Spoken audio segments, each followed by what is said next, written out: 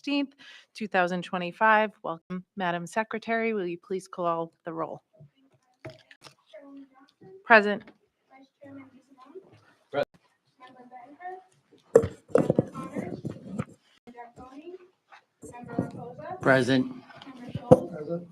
Executive Director Nichelle Ray. Present. Legal Counsel Ray McCarthy. Present. Thank you. Agenda item number 1, the board may discuss and vote to approve the FY27 budget for the Board of Elections. Good afternoon, our honorable members of the board.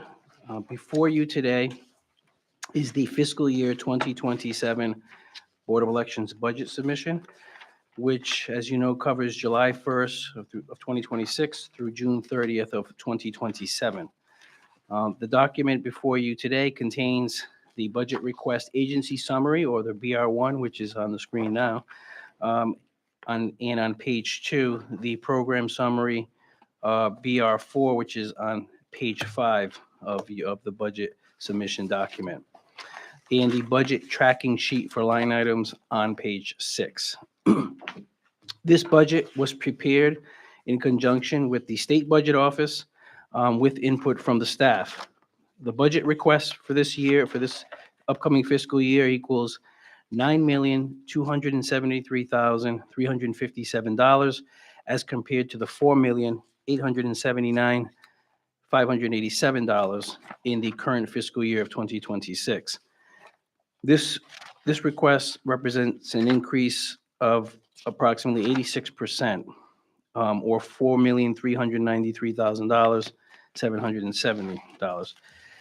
This is not surprising, given the fact that the board will be conducting 2 statewide elections in 2026, with the statewide primary being held in September and the general election being held on November 3rd, 2026, which will include the gubernatorial contest as well as the other general officers statewide. As you know, our budgets are extremely cyclical, tending to be lowest during the fiscal years immediately following a presidential election, which would be the current budget year in which we're in now, and the highest going into a gubernatorial election, which we are going into now, because this entails dispersing matching public funds, which I will get into in a few moments. In the fiscal year 2027 budget, the amount includes $1,808,042 in operating expenses for the agency, as well as $1,623,432 in contract professional services, and $2,463,199 for salaries and benefits. Operating expenses will increase in this budget due to the upcoming statewide elections, as mentioned. This includes printing costs, telecommunications, election supplies, software maintenance and licenses, etc. Additionally, many of these costs are higher, we're finding, than in previous years due to tariffs and inflation, as everyone knows. Rent and utilities are also factored into the operating expenses. Contractual expenses as related to voting equipment, such as election systems and software, or ES&S, for the software, maintenance and testing of the DS200s, the DS850s, and the express vote equipment, as well as No Ink LHS for the poll pads. These contracts were approved by the board in early 2024. This category also includes other expenditures related to our Bluecrest high-speed mail ballot sorting system, our OPEX automated envelope opening machine and extraction equipment, Voting Works for our risk-limiting audit software licenses, and advocacy solutions for public information services. As you can see, the budget also contains a constrained amount of $8,853,854, which is required by the State Budget Office and reflects an approximately 7.5% reduction of our operating expenses, but does not include fixed costs such as voting equipment, expenses, contracts, lease costs, etc. Most of the constrained budget is actually realized through savings in salaries and benefits, due to multiple vacancies occurring in the past 20 months due to retirements. This line item will increase in the upcoming budget as the agency becomes fully staffed by the first quarter of next year as we head into the upcoming election cycle. And it also includes the hiring of seasonal employees, the up to 20 bipartisan nursing home supervisors, Dropbox couriers to collect drop boxes throughout the state multiple days per week, election day technicians who visit and support the polling places on primary and election day. All of these roles are necessary for the board to fulfill its statutory responsibilities. I will also note that in the past, the General Assembly has consistently fully funded our proposed budget request in previous years, and we have not been held to the constrained budget. The proposed budget also includes a $376,000 request to replace the remaining 450 poll pads, which were purchased in 2018 and are at the end of life and will no longer receive critical security updates from the manufacturer. Once these remaining poll pads are replaced with new units, our entire inventory of poll pads, approximately 1,600 units, will be updated and are expected to receive security updates from Apple for at least 8 years. In addition to that major request, we also have several others, including $300,000 for express delivery, which is the delivery and the retrieval of the voting equipment at the 39 early voting locations statewide and the 414 polling locations for the statewide primary and the general election, using vendors selected as part of the request for proposal that we had issued last year. Other requests include $137,118 for our second year of upgrades being performed by Civics on the campaign finance reporting system, which is already underway and is expected to launch in the spring of 2026. Additionally, $100,000 is being requested to fund election night reporting, or ENR, beginning with the 2026 election cycle. ENR is what enables the board to process and display results on our website within minutes of the polls closing at 8 p.m. The board has utilized the same vendor for ENR since 2010, using a system which was custom built for the state and at the time was state of the art. However, the current vendor has indicated that there would be a cost associated with development of ENR beginning in 2026. Because there are several vendors now operating within the ENR space and the technology has evolved substantially since 2010, we've decided to issue a request for proposal for the service in January of 2026. For obvious reasons, this is a critical priority for the agency as the primary way in which the candidates, the public, and the media obtain timely election results is via our website. So we're currently working with the purchasing division on crafting an RFP, which we do hope to issue either in December or January of next year. As far as the matching public funds is concerned, pursuant to Rhode Island General Law 172520, candidates for governor, lieutenant governor, attorney general, and secretary of state who are successful in the primary are eligible to receive matching public funds. These funds are dispersed to the candidates by the Board of Elections.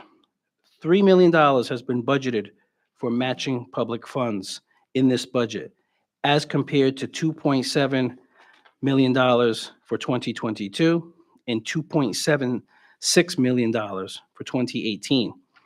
Of those requested funds, $1.8 million was dispersed in 2018 for the 4 candidates who requested, and $2.3 million was dispersed in 2022 for the 5 candidates who requested matching public funds. Funds which are not dispersed are returned to the state's general fund. The Matching Public Funds program reflects the most significant change to our budget from the previous 2 fiscal years, but the increase is in line with the amount of funds expended on the program in 2018 and 2022. Additionally, the fiscal year 27 budget reflects the addition of voting equipment contracts under the board's responsibility. And this is actually the first year in which both the expenditures for matching public funds and the voting equipment have actually been in the board's budget for almost a decade. In summary, the staff believes it has worked diligently to craft a budget that, while conservative, seeks to update and modernize important aspects of the state's voting system, including the upgraded poll pads, continued work on the upgrading of the campaign finance system, and the state-of-the-art election night reporting system, which, while also conducting elections accurately, efficiently, and securely as required under state law. The staff asks that you approve this fiscal year 2027 budget request, and I would happy to answer any questions from the board on the submission.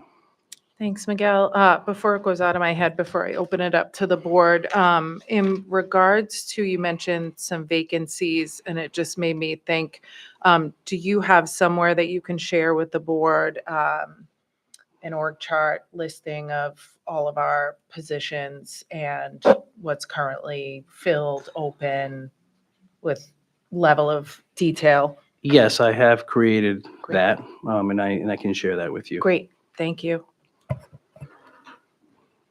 Any other questions?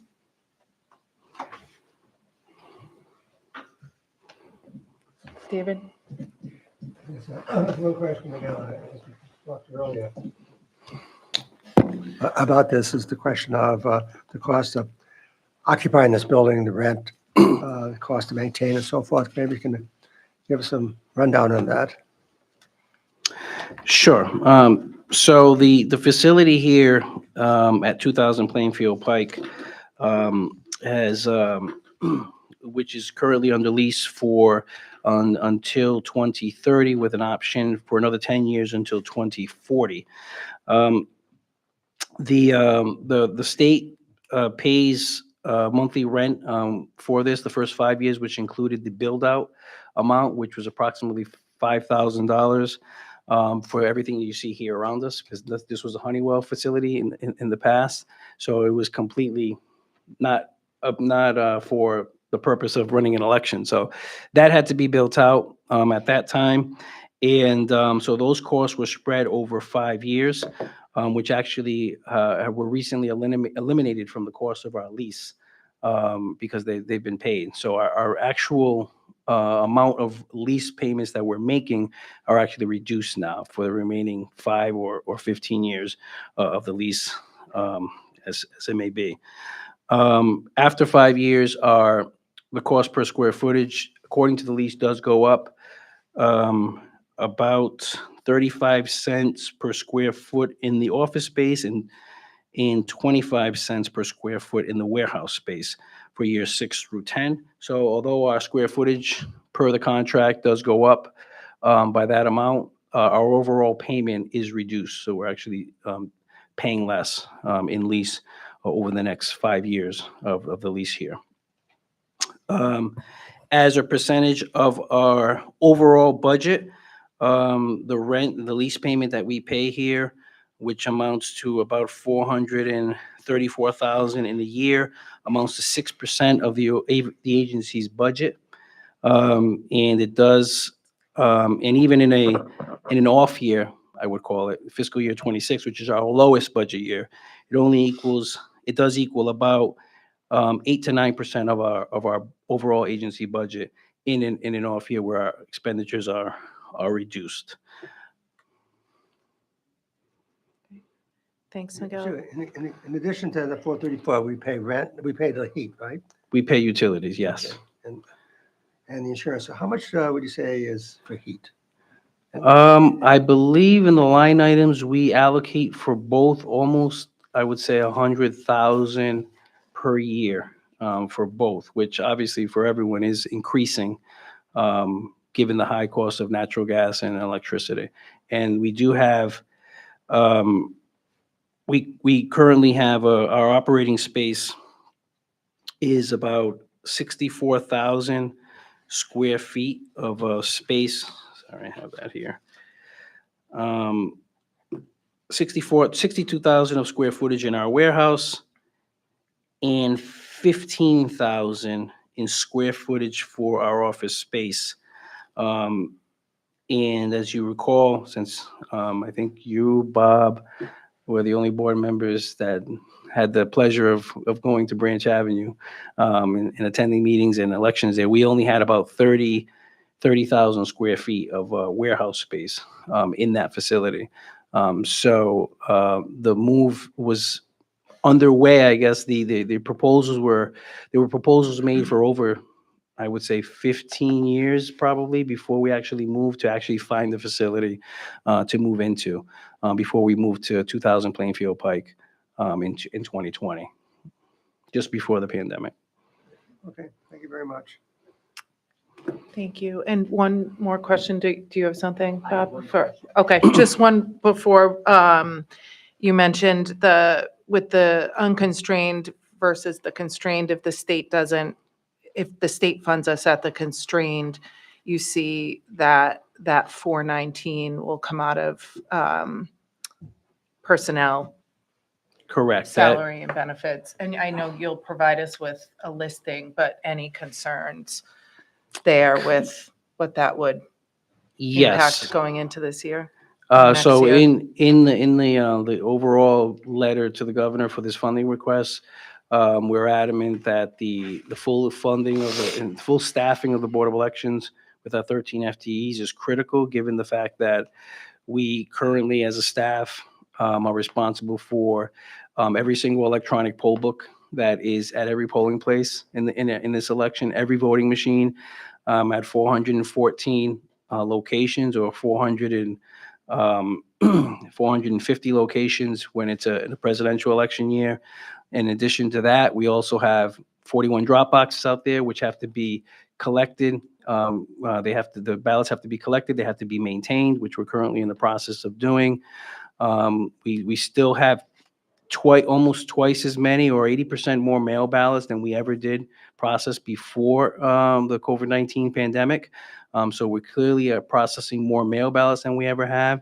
We never had early voting, so we clearly have to support our early voting sites with the testing of that equipment and the delivery and the logistics involved with that. And in fact, early voting is almost like its own election in itself. It's one more election tacked on to the election, which has been tremendous for the turnout in elections and giving voters the opportunity, but it does take additional staff and additional personnel to make sure that happens successfully. So in our request, we are making it clear that the full staffing with our 13 FTEs is absolutely essential. Thank you. Miguel, hold on. I want to commend you and the staff on preparing this budget. I know it's not an easy task, and it takes a tremendous amount of work. So congratulations on being able to put this together and put it together in a timely manner. But my question to you is, for the delivery of the voting equipment, do you feel $300,000 is enough?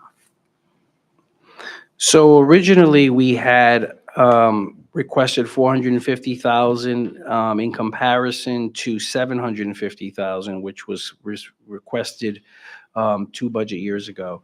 After the request for proposal for the 3 vendors who ultimately gained those contracts, we ended up spending less than 300,000 in the last election, about 286,000. 275,000, I'm going to say, between the 3 vendors in the 2 statewide elections in 2024. So we do think that is pretty close. We had discussions with the budget office. They feel that 300,000 is sufficient in that we would be given additional funding if requested, if it came to that. So given the only real historical reference that we have is 2024, because that was the first time we'd ever run an election with 3 vendors in 3 different zones across the state. So realistically, we're not sure, but we do believe that given the fact there are only 414 locations compared to the 454 locations that we would be operating in a presidential. So we're operating 39 fewer locations because we don't have the same day for president. We believe that it is sufficient, but if we do need additional funding, the budget office is aware that we have some concerns about it. Thank you. Based on your explanation, I also agree with you. Anything else? Wow. I move that we adopt the budget as proposed by our executive director. I said, Bob can have the second. I can have a second. Yeah, thank you. Moved and seconded to approve the budget as presented by Miguel and the team. Any further discussion? Hearing none, all in favor signify by saying aye. Aye. Aye. Any opposed, abstentions? The ayes have it. Agenda item number 2, the board may discuss and vote to certify the L&A testing for West Warwick special referendum to be held on Wednesday, October 8th, 2025. Honorable members of the board, the Secretary of State's Elections Division conducted a review of the ballots and express vote screens on September 12th. They certified to us that the information is accurate as according to our existing testing protocol. A copy of that letter should be in your packet for this particular agenda item. Yesterday morning at 9 a.m. on September 14th, the logic and accuracy of the early voting and the election day equipment for the October 8th West Warwick special referendum was completed. The testing was noticed last week and it was open to the public. 1 ES&S employee and 3 Board of Elections staff were involved with the testing in our warehouse. 5 DS200s and 3 express vote units were involved in the testing. 1 DS850 high-speed tabulator for mail ballots was also part of the testing. The test deck consisted of 7 ballots, which included 5 traditional ballots, 8.5 by 14 ballots, and 2 express vote cards, which were all inserted into each DS200. 14 ballots were cast into the early voting DS200 and election day DS200s. 21 ballots were cast into, 21 ballots were cast into the election day DS200s, and 50 ballots in total were run through the DS850 high-speed tabulators for a grand total of 85 ballots used in this test. As you recall, the West Warwick special referendum, which the board approved the calendar for, only has 1 school bond question on the ballot. 0 DS200s and 1 express vote were replaced during the testing. The express vote was actually replaced because it had a feed error where the ballot would not be inserted. That was removed and replaced with another unit, and that unit, which was malfunctioning, will be serviced during preventative maintenance, which will either happen prior to the next statewide election, or if we have enough equipment that needs servicing, ES&S will send, per their contractual requirements, send a team here to replace any equipment that needs to be serviced prior to the next statewide election. Now, as you know, as part of this testing and preparation, before we close, lock, and seal each of these DS200s and express votes, 2 of our staff members visually confirmed that the totals that were printed by each machine match the results expected on the results key. And they also confirm, importantly, that the machine is set to 0 before it is sealed and ready and prepped to send out by our staff. Our election management system is also reset to 0 as reflected on the following reports, which you have in front of you. You should see a voting results report. And in addition to that, behind that, you will see the first 0 report, which we do still label as the pre-0 report, and that is done prior to testing. The second report is the LNA testing results report, which demonstrates the test results. And then you have the final zero report to confirm that the election management system was in fact reset to zero and ready for results to be received on election night. The testing followed a 2-3 pattern, which allowed us to test all the positions with the express vote in the paper ballot due to obviously the limited length of this particular ballot for the West Warwick special referendum. Now, this zero report on election day for each machine, remember, will print when the poll workers turn on the DS200. They are required as the last check to verify and sign off that each DS200 is in fact set to zero before voting begins and the polls open. This equipment is ready to be delivered into the start of early voting, which will start actually on a Thursday, which is unusual because we typically start on a Wednesday. But because of the Jewish holiday involved at the election, that backed early voting up by a day to September 17th. It will be delivered tomorrow to West Warwick, and equipment for Election Day will be delivered on October 7th and picked up on October 9th. And at this time, if the board has no questions, I ask that you certify the voting equipment for this West Warwick special referendum to be held on October 8th. I'm happy to answer any questions about the testing. Thanks. Any questions for Miguel? I move to certify the LNA testing for the West Warwick special referendum on Wednesday, October 8th, 2025. Second. Okay, moved and seconded. All in favor signify by saying aye. Aye.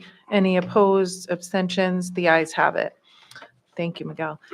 Agenda item number 3, the board may vote to meet in executive session pursuant to Rhode Island General Laws 42-46-5, subsection A, subsection 4, and 17-25-5, subsection A7I, to discuss and/or vote on possible violations of campaign finance laws in one campaign finance matter.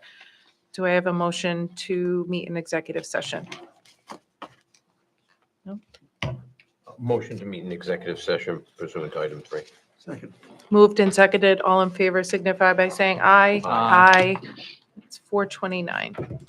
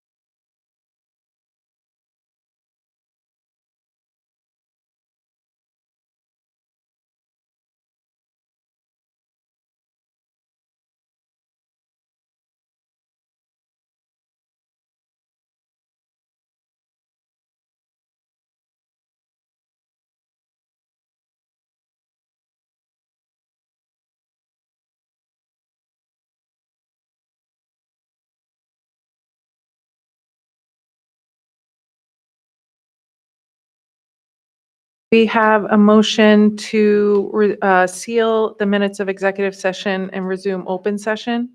Right. So moved. Moved and, look alive, All people. right. Moved and seconded. All in favor signify by Aye. saying aye. Oh, right. I was waiting for the other end. I to can't second make a it. motion. I was waiting for the other end. All right. All right. Mr. Marcaccio. Yes, thank you, Madam Chair. Present for the executive session were the chair, the vice chair, and board members Scholes and Reposa.